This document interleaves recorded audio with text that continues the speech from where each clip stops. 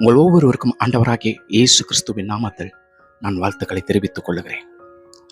அன்பிற்குரிய தேவ ஜனங்களே, நம்முடைய வாழ்க்கையிலே உபத்திரவங்கள், நம்முடைய வாழ்க்கையிலே துன்பங்கள், எரிச்சல்கள் நதியைப் போல நம்மை சூழ்ந்து புரண்டு வரும்பொழுது, நம்மை சூழ்ந்து நிற்கும் பொழுது, நம்மோடு கூட இருந்த நம்முடைய சிநேகிதர்கள், நம்முடைய தோழர்கள், உறவினர்கள் எல்லாரும் நம்மை விட்டு அகன்று போய் விடுவார்கள்.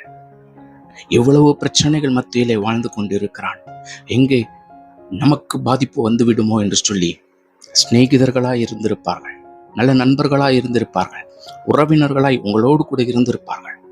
ஆனால் நதி புரண்டு வருவது போல உங்களை சூழ்ந்து கொண்டு உபத்திரவங்களும் எரிச்சல்களும் வியாகுலங்களும் துன்பங்களும் இருக்கும் பொழுது ஒருவரும் உங்கள் அருகிலே நிற்க மாட்டார்கள். ஒருவரும். யோபுவை கூட நினைத்து பாருங்கள். அவருடைய மனைவி என்ன சொல்லுகிறாள்? இன்னும் ஏன் நீ தேவன் மேலே விசுவாசத்தை வைத்துக் கொண்டிருக்கிறாய்? அவரை நிந்தித்து தூஷித்து உன் ஜீவனை விட்டுவிடு என்று சொல்லும் அளவிற்கு இருந்திருக்கிறார்கள்.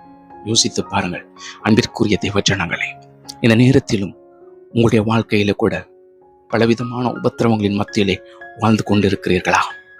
வாக்கு கொடுத்தவர்கள் எல்லாரும் வாக்கு கொடுத்தார்கள்.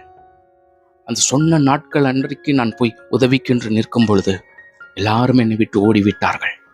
நான் உதவுறேன் என்று சொன்னவர்கள் எல்லாரும் என்னை பார்த்தாலே தூர போய் விடுகிறார்கள். நான் வருகிறேன் என்று தெரிந்தாலே வீட்டில் இருந்து கொண்டே இல்லை என்று சொல்லிவிடுங்கள் என்று சொல்லிவிடுகிறார்கள். அவமானமும் நிந்தையுமாய் என் வாழ்க்கை இருக்கிறது. இருளின் வாழ்க்கையிலே நான் வாழ்ந்து கொண்டிருக்கிறேன். மரண இருளின் பாதைகளிலே நான் நடந்து கொண்டு இருக்கிறேன். அந்த பாதைகளில் தான் என் வாழ்க்கை போய்கொண்டு இருக்கிறது என்று கண்ணீர் வடித்துக் கொண்டு இருக்கிறீர்களா? சங்கீதத்தின் புத்தகத்திலே 88வது அதிகாரத்தை பாருங்கள். வசனம் 1, 2, 3 இவைகள் எல்லாம் எப்படி சொல்லுகிறது? என் ரட்சிப்பின் தேவனாகிய கர்த்தாவே, இரவும் பகலும் உம்மை நோக்கி கூப்பிடுகிறேன். என் விண்ணப்பம் உமது சமூகத்தில் வருவதாக. என் கூப்பிடுதலுக்கு உமது செவியை சாய்த்தருளும். என் ஆத்துமா துக்கத்தால் நிறைந்திருக்கிறது. என் ஜீவன் பாதாளத்திற்கு சமீபமாய் வந்திருக்கிறது.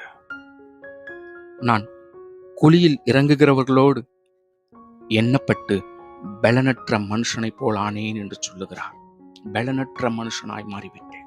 செல்வமும் செழிப்பும் என்னுடைய வாழ்க்கையில் இருக்கும் பொழுது, என்னோடு கூட இருக்கும் பொழுது எல்லாரும் என்னை சூழ்ந்து நின்றார்கள். எல்லாரும் என்னோடு கூட இருந்தார்கள். என்னோடு கூட உணவு கொண்டார்கள், என்னோடு கூட தங்கினார்கள். நான் அனுபவித்தது எல்லாம் அவர்களுக்கும் கொடுத்தேன். ஆனால் எல்லாம் என்னை விட்டு போய்விட்ட பிறகு, என்னிடத்தில் இருந்த எல்லாம் அழிந்து போன பிறகு, ஒன்றும் இல்லாதவளாய் நான் மாறிவிட்ட பிறகு, இப்பொழுது என் வாழ்க்கை யாரும் இல்லை. என்னோடு இருந்தவர்கள் எல்லாரும் என்னை விட்டு போய்விட்டார்கள். என் வாழ்க்கை, என் ஜீவனானது பாதாளத்திற்கு சமீபமாய் வந்து விட்டது. மரித்தவர்கள் குழியில் இறங்குவது போல என் வாழ்க்கை காணப்பட்டு விட்டது. இப்பொழுது பலனற்ற மனுஷனாயிருக்கிறேன். யாரும் எனக்கு உதவி செய்வதற்கு முன் வரவில்லை. என் ஆண்டவரை நோக்கி ஒவ்வொரு நாளும் கதறிக்கொண்டுதான் இருக்கிறேன். இரவும் பகலும் அவரை நோக்கி கெஞ்சுகிறேன். என் விண்ணப்பத்திற்கு பதில் தாரும் என்று சொல்லி, என் விண்ணப்பத்தை உடைய சமூகத்திலே ஏற்றுக்கொள்ளுவீராக என்று சொல்லி, என் கூப்பிடுதலுக்கு உடைய செவியை சாய்த்து எனக்கு பதில் தாரும் என்று சொல்லி கெஞ்சி கொண்டிருக்கிறேன். என்னைக்கு பதில் வரும்?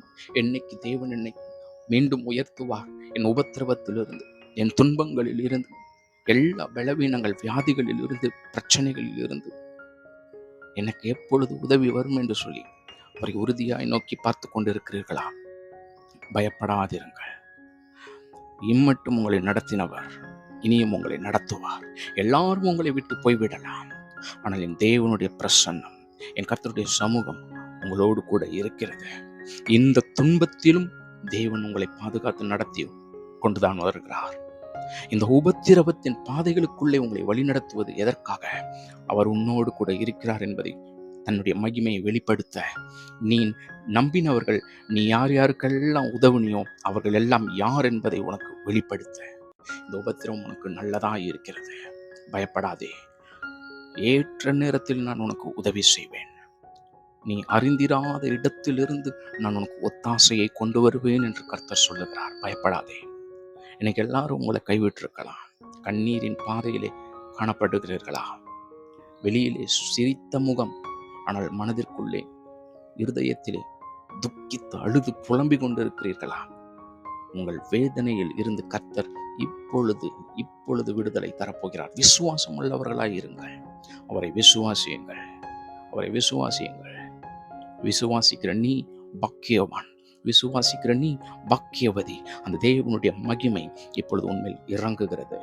உன் சத்துருக்களுக்கு முன்பதாக கர்த்தர் உயர்த்துகிறார். God bless you.